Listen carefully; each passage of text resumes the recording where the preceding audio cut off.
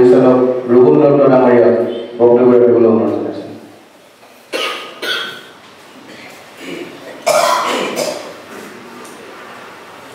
নমস্কাৰ। প্ৰথমে এই সভাত উপস্থিত মোৰ জ্যেষ্ঠসকলক প্ৰণাম জনাইছোঁ। পৰিচালক আচলতে মোক দেখিলে পৰিচালক নিচিনা নালাগে চাগে, তথাপিও সৰু ল'ৰা ছোৱালী সকলোৰে মনৰ ভাৱ এটা আহে, কিনো কি পৰিচালনা কৰিব। সকলোৱে চাগে ভাৱ আহিছে, মোৰ ইয়াত দেখিছে চাগে কোনো ভবা নাছিলে ই এখন পৰিচালনা কৰিছে নে, ভাবিছে চাগে হয়তো মানে মনৰ ভাৱ এটা আহে এটা, সেইটো হয় সচৰাচৰ হোৱা কথা। গতিকে মই সহকাৰী পৰিচালক হিচাপে কাম কৰিছোঁ।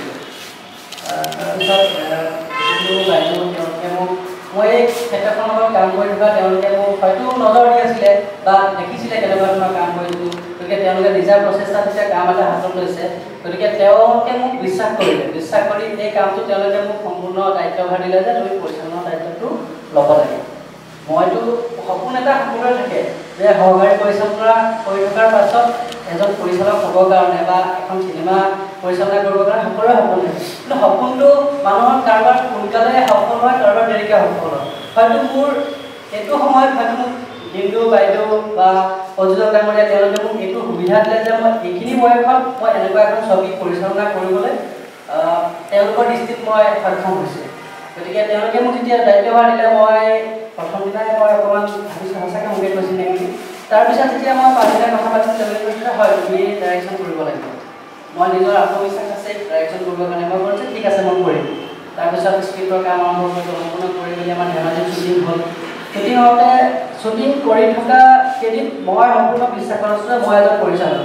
গতিকে মোৰ চকুৰ সন্মুখত যোনেই নাথাকক, তাত লাগিলে যেইবছৰে কাম নকৰক, আপুনি সেই মুহূৰ্তত মই পৰিচালক, আপুনি অভিনেতা বা আপুনি কেমেৰা পাৰ্চন বা কোনোবা, গতিকে সেই মুহূৰ্তত মই তেনেকৈয়ে চাইছিলোঁ। আপুনি কাৰোবাক মই ডাঙৰকৈ কৈছিলোঁ, খঙত কৈছিলোঁ, সেইখিনি মই পৰিচালক হিচাপে চাইছিলোঁ। তাৰপিছত যে কামটো কৰি শেষ হ'ল, তাৰপিছত বাইদেউ সকলোৱে কামটোৰ ভাল হৈছে বুলি তেওঁলোকৰ মনৰ পৰা মই শুনিবলৈ পালোঁ।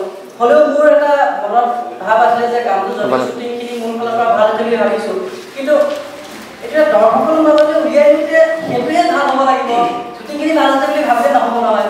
সেইখিনি কাৰণে মই বিশেষ কষ্ট কৰিছোঁ। আজি আমাৰ ডিচেম্বৰৰ 4 তাৰিখতে শ্বুটিং হৈছিলে, তেতিয়াৰ পৰা আজি জানুৱাৰী 28 তাৰিখ।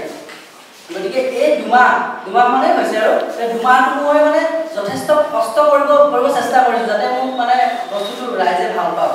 তাৰপিছত যেতিয়া যোৱাকালি আমি ফাইনেল যিটো মানে ৰাইজৰ মাজলৈ দিব, হিন্দু বাইদেউ চালে, তেওঁলোকে চাই সম্পূৰ্ণৰূপে তেওঁলোকে মনৰ পৰা কৈছে বহুত বেছি ভাল হৈছে, দৰ্শকে চাই ভাল পাব।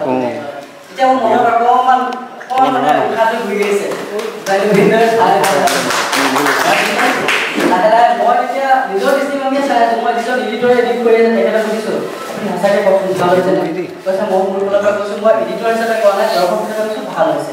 আৰু যিহেতু ৱেব ছিৰিজ খণ্ডলৈকে আহিব, প্ৰথম খণ্ডটো চোৱাৰ পাছত যিসকলে শেষলৈকে চাব তেওঁলোকে নিশ্চয় ছেকেণ্ড খণ্ডটো কেতিয়া আহিব বা কি হ'বগৈ, সেই বস্তুটো হয়তো মনত ভাৱ আহিব যে কেতিয়া আহিব, কি হ'বগৈ, সেই বস্তুটো সকলোৰে মনত ভাৱ আহিব বুলি মোৰ আত্মবিশ্বাস আছে যিসকলে শেষলৈকে চায়। কিন্তু যিসকলে যদি আধাতে চাই শেষ কৰিলে হয়তো সেইটো মনত নাহিব যে কি হ'বগৈ। গতিকে সকলোকে অনুৰোধ জনাইছোঁ আপোনালোকে ৱেব ছিৰিজখন শেষলৈকে চাব। যদি আপোনালোকে চাই বেয়াও পায়, আপোনালোকৰ নিজৰ মতামতটো জনাবলৈ নাপাহৰিব।